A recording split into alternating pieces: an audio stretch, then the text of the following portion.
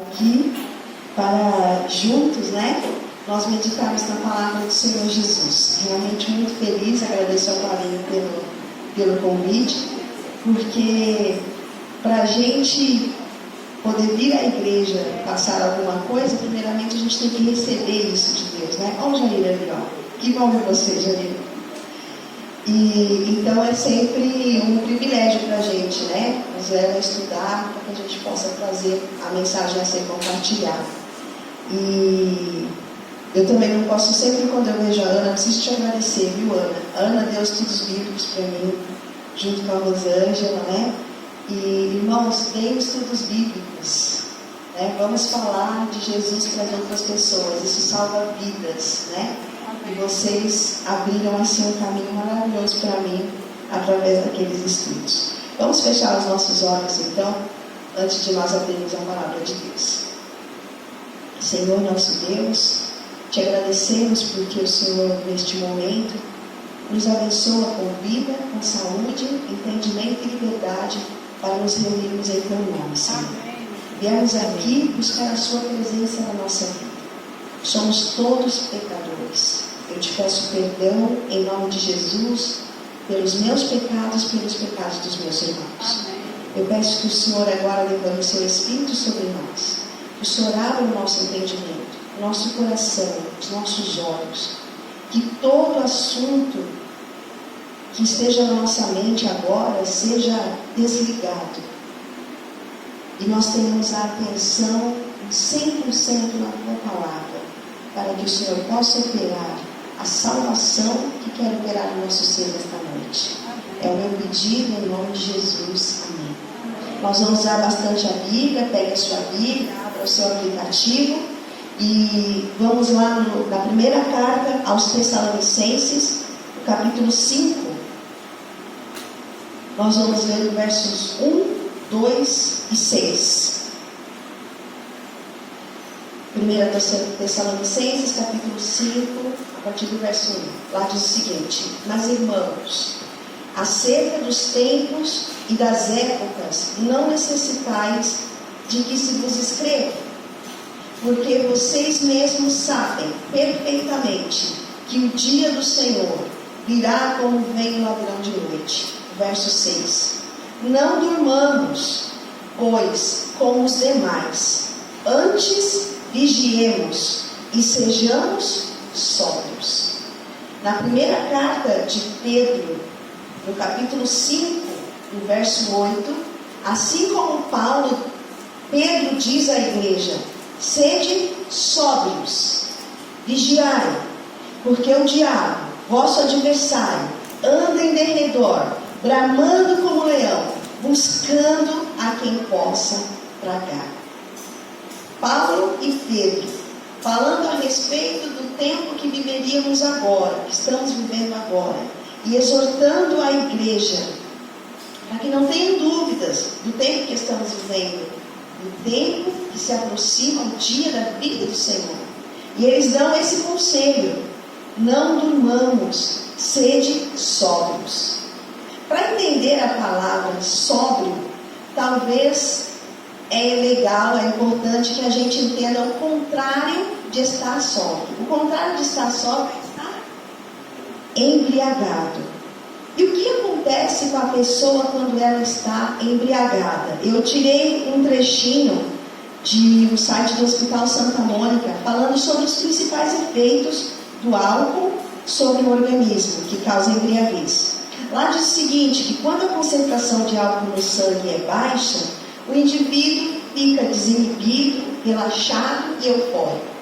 À medida, porém, que essa quantidade aumenta, outras reações aparecem, como lentidão dos reflexos, problemas de atenção, perda de memória, alteração na capacidade de raciocínio e falta de equilíbrio.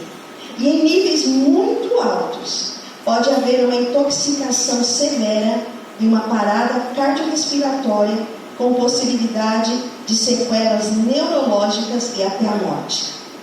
Além desses efeitos visíveis e imediatos, o consumo exagerado de álcool, principalmente na infância e na adolescência, pode prejudicar o desenvolvimento cerebral, inibir o crescimento de novos neurônios e causar lesões permanentes, além de ser um fator de risco para depressão ou transtorno mental. Eu separei 5 efeitos. Lentidão dos reflexos. Todo mundo sabe o que é reflexo, né? Reflexo vem uma coisa na sua direção, você desvia sem pensar. Causa uma lentidão dos reflexos. Problemas de atenção, de concentração, perda de memória, alterações na capacidade de raciocínio e falta de equilíbrio. Nós conhecemos as consequências catastróficas desses efeitos quando uma pessoa está ao volante, por exemplo. Não conhecemos?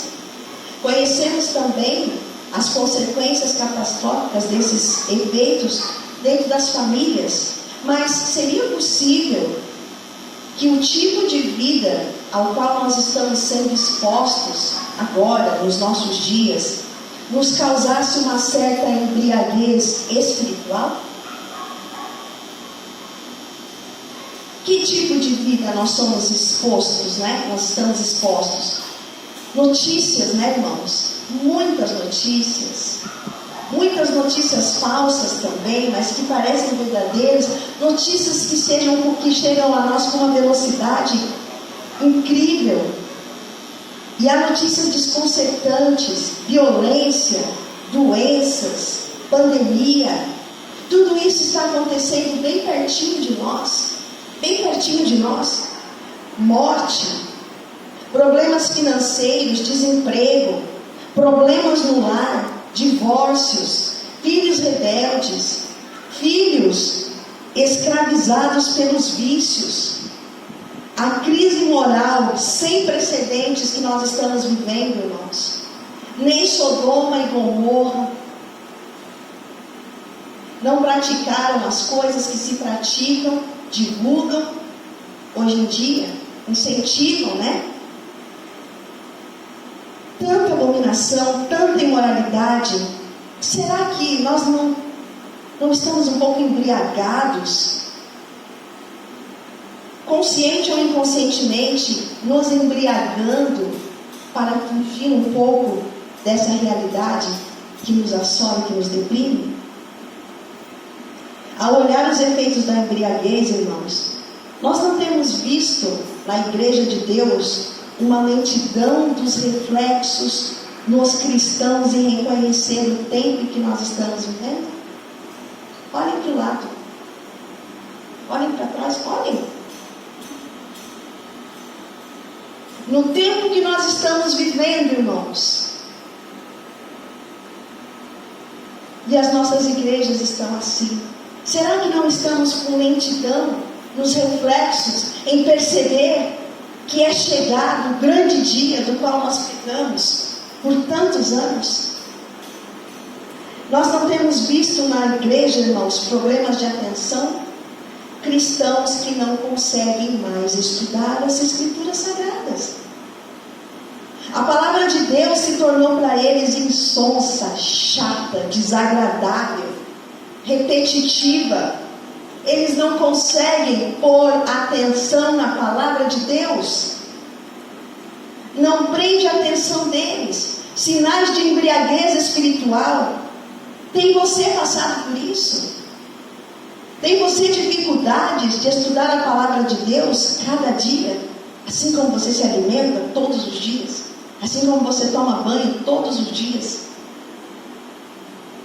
Não temos nós, irmãos, apresentado problemas de atenção, sinais de embriaguez espiritual, porque não conseguimos mais estudar as Escrituras Sagradas?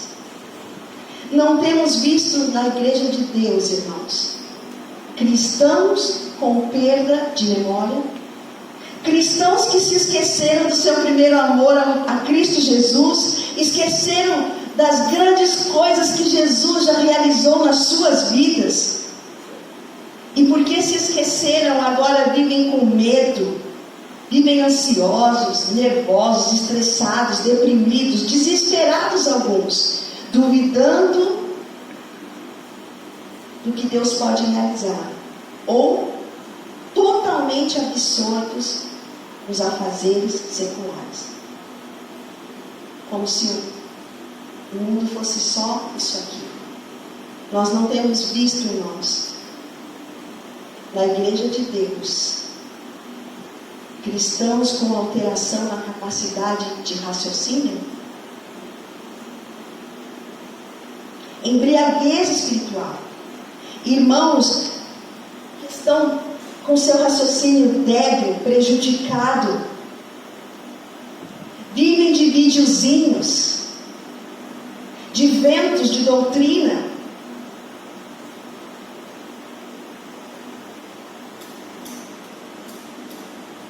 Não dedicam tempo à oração, não dedicam tempo ao estudo, não dedicam tempo ao serviço cristão. É um tripé, irmãos. A gente tem que orar, a gente tem que estudar e a gente tem que pregar. Se faltar uma dessas três coisas, você vai ter problema na sua vida espiritual. Irmãos, nós temos visto dentro da igreja remanescente, a igreja escolhida, para pregar a verdade que estava escondida, agora no tempo do fim, adventistas que não perderam a capacidade de raciocínio, irmãos. Sinais de embriaguez espiritual. Não temos visto na igreja de Deus sinais claros de perda de equilíbrio. A pessoa, quando está embriagada, ela tem dificuldade em ficar ereta, em ficar em pé. Ela fica cambaleando, porque as coisas estão rodando. Ela fica cambaleando de um lado e do outro. Não temos visto na igreja de Deus, nas discussões, nas redes sociais, nas comissões, no nosso estilo de vida, na nossa busca pelo entretenimento, cristãos, irmãos, a gente tem visto cristãos militando, perdendo amizades, perdendo familiares, militando pela direita, militando pela esquerda, quando deveriam estar militando para o alto, para o único reino, que é todo poderoso e que é eterno, que é o reino do Senhor Jesus. Esse é o único partido do cristão, meus irmãos. Mas nós temos visto a embriaguez espiritual de alguns, pendendo para um lado e para o outro, perdendo o equilíbrio. Em 1 Tessalonicenses, capítulo 5, no versículo 8, Paulo diz: mas nós que somos do dia, sejamos sóbrios, vestindo-nos da couraça da fé e do amor, e tendo por capacete a esperança da salvação. Na carta aos Colossenses, um livro antes, no capítulo 3, os versículos 1 e 2, Colossenses 3, 1 e 2, lá diz o seguinte, é Paulo mais uma vez dizendo: portanto, se você já ressuscitou com Cristo, buscai as coisas que são de cima, onde Cristo está sentado à destra de Deus. Pensai nas coisas que são de cima e não nas coisas que são da terra. O que mais tem ocupado o nosso pensamento? Você está embriagado com medo da pandemia, dos problemas financeiros? Pensa nas coisas do alto, meu irmão. Pensa nas coisas de cima, porque é em cima que Jesus está sentado à destra do Pai. Provérbios capítulo 16, lá no verso 14, verso 4, perdão. Provérbios capítulo 16, verso 4 diz: o Senhor criou tudo o que existe com um propósito definido. Deus nunca é pego de surpresa. Nada que acontece vai fazer Deus ficar assim: oh! Ele é Deus. Ele é Deus. Ele é o seu Deus. Tudo que Ele criou, irmãos, teve um propósito. E qual é o propósito de Deus? Abra sua Bíblia em Efésios capítulo 1. Carta aos Efésios capítulo 1, o verso 4. Lá diz o seguinte, eu vou ler só um trecho. Deus nos escolheu nele, antes da criação do mundo, para sermos santos e irrepreensíveis na sua presença. Que verso grandioso, que revelação. Aí está dizendo que antes da criação, Tânia, Deus escolheu você. Antes da criação. Ele te escolheu para um propósito: ser santa e irrepreensível na presença dele. Para que Deus nos escolheu, irmãos? Para qual propósito eu gostaria que vocês participassem? Pelo verso que nós acabamos de ler, Deus te escolheu para quê? Para ser santo. Eu vou perguntar de novo. Você põe a máscara um pouquinho de lado e você vai responder alto, tá bom? Você vai afirmar isso. Deus escolheu você para quê, meu irmão? Deus escolheu você para quê, meu irmão? Está fraco ainda. Deus escolheu você para quê?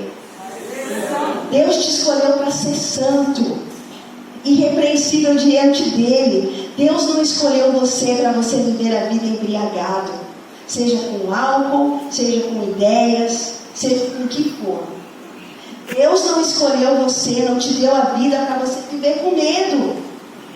Deus não te deu vida para você viver em desavenças, em conflitos. Deus não te deu vida para você viver sofrendo, chorando, doente. Não, irmãos, Deus não te deu vida para você viver em derrotas, em perdas, em frustrações. Deus não te deu vida para você viver enredado nos prazeres deste mundo. Não, Deus não te deu vida para você viver aqui um pouquinho, ficar feliz um pouquinho, sofrer um poucão e morrer. Não, Deus criou você para a glória. Amém. Deus criou você para ser santo como Ele é santo. Deus criou você para viver eternamente. Você acredita nisso? Olha para mim um pouquinho. Quem não está olhando para mim, olha para mim. Olha para mim, porque eu estou falando em nome de Jesus. Você acredita que Deus criou você para ser santo, separado para Ele, glorioso, viver eternamente? Você acredita? Quem acredita, fala: eu creio. Deus criou você para quê, então? Para ser santo. Sabe, irmãos, há um caminho de santidade para nós percorrermos até o nosso destino de glória, até o nosso destino de plena felicidade. Abra sua Bíblia em Isaías capítulo 35. Nós vamos ler alguns versos. Vamos começar com o verso 4. Isaías capítulo 35. Eu estou lendo na versão King James atualizada, vai estar um pouquinho diferente da sua. Isaías 35, verso 4 diz o seguinte: dizei aos corações perturbados. Tem alguém com o coração perturbado esta noite? Jesus está falando com você. Sede fortes, não tenham medo. Eis que o vosso Deus vem para vingar-vos, trazendo a recompensa divina. Ele vem para salvar-vos. Então se abrirão os olhos dos cegos e os ouvidos dos surdos se desobstruirão. Então o coxo saltará como cego e a língua do mudo cantará louvores de gratidão e felicidade. A água jorrará no deserto, muitos riachos da estepe. A terra seca se transformará em brejo e a terra árida em mananciais de água. Onde repousavam os chacais, surgirá um campo de juncos e de papiros. E verso 8 diz o seguinte: ali haverá uma estrada, um caminho, que será conhecido por caminho de santidade. Os impuros não passarão por ele. Servirá tão somente aos que são do caminho. E aí o caminho está com letra maiúscula. Os ímpios e insensatos escolherão não seguir por ele. Há um caminho, irmãos, que Deus traçou para nós seguirmos. Um caminho de santidade. Um caminho que os ímpios escolhem não passar por ele. Em Provérbios, no capítulo 14, verso 12, Salomão diz assim: há caminhos que ao homem parecem ser as melhores opções de vida, mas o final deles conduzem à morte. Jesus fala nesta noite, meu querido, há um caminho de santidade que Ele traçou para você. Ele te criou para ser santo, para ser eterno. Em João 14, verso 6, Jesus declarou: você conhece, eu sou o caminho, a verdade e a vida, e ninguém vem ao Pai senão por mim.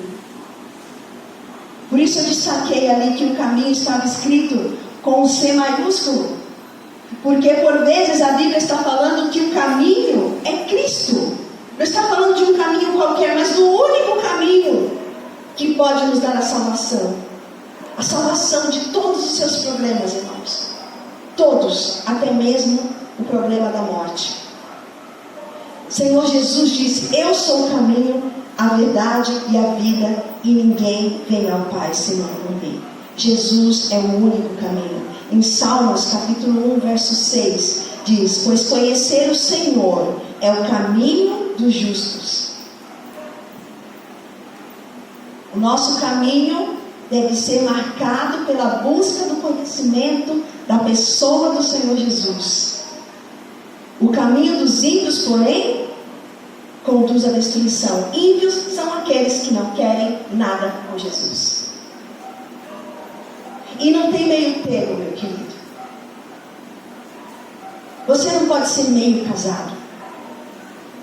A Júlia não aceita o Renan meio namorado, né, Júlia? Não dá, né? Ou é ou não é, né? Ou você é de Jesus, ou você não é. Às vezes a gente fala: não, mas eu não sou ímpia. Você está buscando a Jesus. Você está buscando a Jesus de todo o seu coração, de toda a sua alma, com toda a sua força, com todo o seu entendimento. Jesus, Jesus, Jesus é quem você quer imitar. Não tem meio termo. Se não for, você está se enganando. O diabo está enganando você. E você está se deixando ser enganado. Mateus, esse eu quero que vocês leiam comigo. Mateus capítulo 7. Versículos 13 e 14. O próprio Senhor Jesus disse: entrai pela porta estreita, pois larga é a porta, e amplo o caminho que levam à perdição. E muitos são os que entram por esse caminho. Mas estreita é a porta que conduz à vida, e apenas uns poucos encontram esse caminho. Jesus nunca enganou ninguém. Nós temos uma natureza pecaminosa. Significa que quando nós queremos fazer o bem, é como se nós estivéssemos nadando contra a maré. Eu sei que o Jair dirigiu caminhões bem grandes por muito tempo, né, Jair? Quando está numa ladeirona, nos põe uns calços assim, ó, no pneu da frente para garantir, não é? Porque se aquilo começar a descer, não para mais. A gente tem que entender que a natureza pecaminosa é isso. É como se nós fôssemos um caminhão colocado numa descida. É mais fácil descer, é mais fácil pecar. Mas Jesus está segurando você pela mão e falando: vem, meu filho, eu sou o caminho. E por isso que é difícil para nós. Porque a gente tem que renunciar à nossa própria vontade, à nossa própria natureza. Mas Jesus é claro em dizer, irmãos. Ele é claro, ele está falando: se você for ribanceira abaixo, o final disso é morte e destruição. Se você segurar na minha mão, eu escolhi você para ser santo, eterno, irrepreensível. Eu tenho uma eternidade de felicidade para te dar. A gente tem dificuldade de mensurar o que é eternidade, porque nós somos finitos. Eternidade é mais do que 50 anos de felicidade. É mais do que 70 anos de felicidade. É mais do que 90, é mais do que 100. Não tem fim. Você vai fazer 1 milhão de anos cantando parabéns para você. Ninguém mais vai sofrer, não vai ter mais desigualdade. Isso é o que Deus tem preparado para aqueles que o amam. Haverá um caminho que será conhecido como caminho de santidade.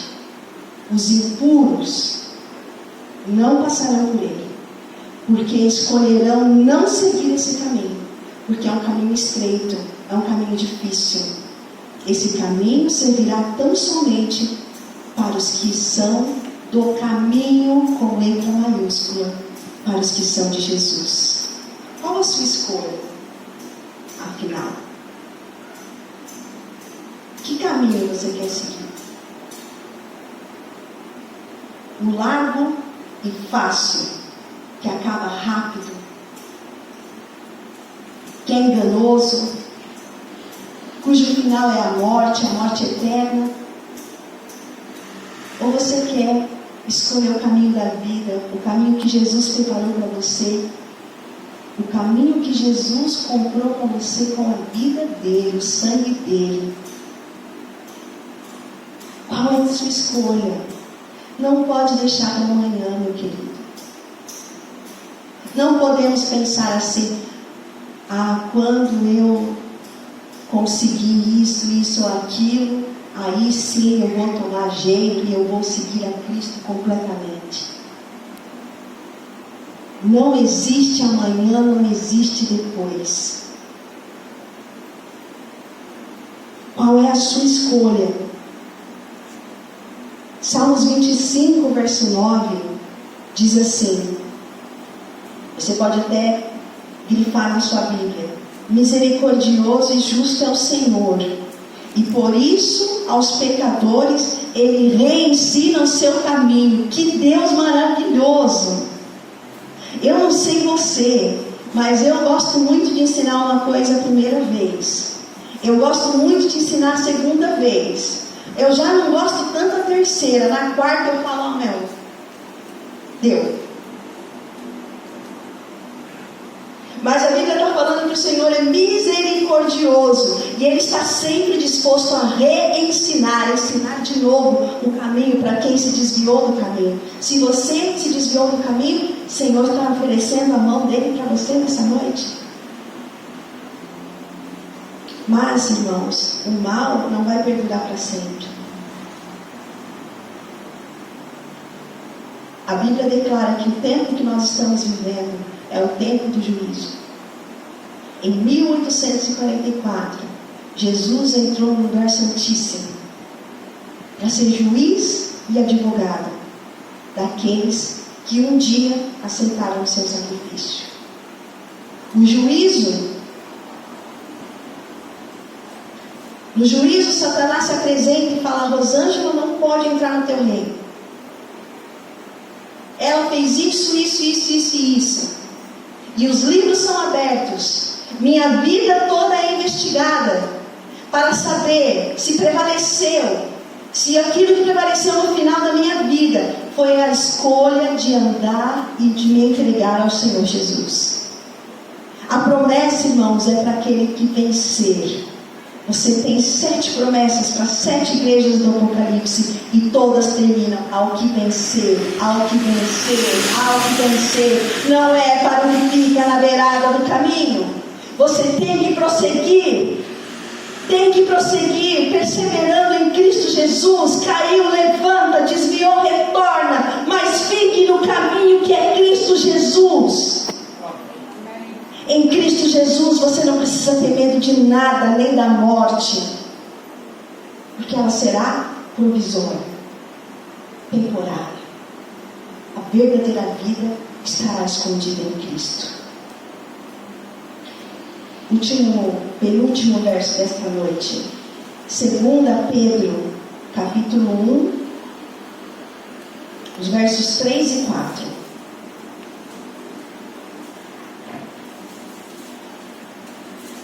Lá Pedro diz o seguinte, segunda epístola de Pedro, capítulo 1, versos 3 e 4. Seu divino poder nos concedeu tudo o que necessitamos para a vida e para piedade por intermédio do pleno conhecimento daquele que nos convocou para a sua própria glória e virtude. É muita grandeza num só. Jesus está te chamando pelo nome. Eu não sei o nome de todos, né? Sei da maioria, mas não sei o nome de todos aqui. Jesus está falando assim: Cláudia, Jesus já te concedeu pelo divino poder dele tudo que você necessita para a vida. Tudo está em Cristo Jesus. E como que isso chegou até nós? Por que meio? Pelo pleno conhecimento daquele que nos convocou para a sua glória.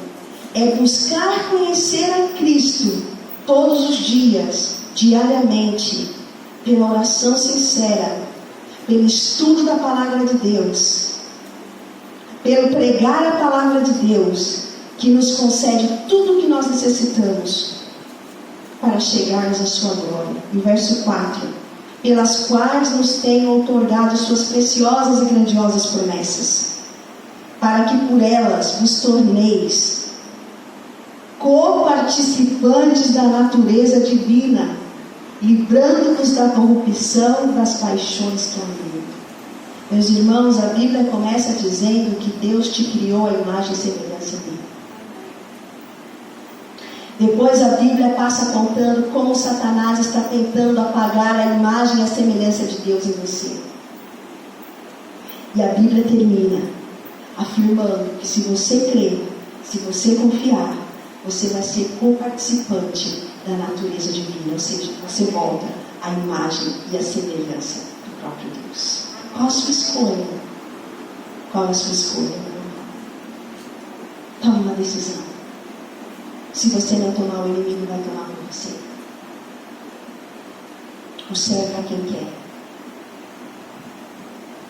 Você tem que tomar uma decisão. Sede sóbrio nessa noite. Escolha o caminho da vida eterna. E não sou eu que estou fazendo esse apelo, mas o próprio Deus. A prova é que está registrado em Deuteronômio 30, versos 19 e 20. Lá Deus diz o seguinte: hoje invoco o céu e a terra como testemunha de que apresentei claramente a vocês, diante de vocês, os caminhos da vida e da morte, da bênção e da maldição. E Deus apela: escolhe, pois, o caminho da vida para que você viva plenamente. É o meu desejo, é a minha oração. Amém. Assim o Senhor, Pai. Amém. Que todos aqui possam escolher o caminho da vida, que é Cristo. Amém. Que todos nós possamos nos lembrar que, ainda que o caminho seja estreito, difícil, o Senhor está ao nosso lado. Amém. E o final dele é um final de glória, Pai. É o que nós te pedimos e te agradecemos. Em nome de Jesus. Amém. Amém.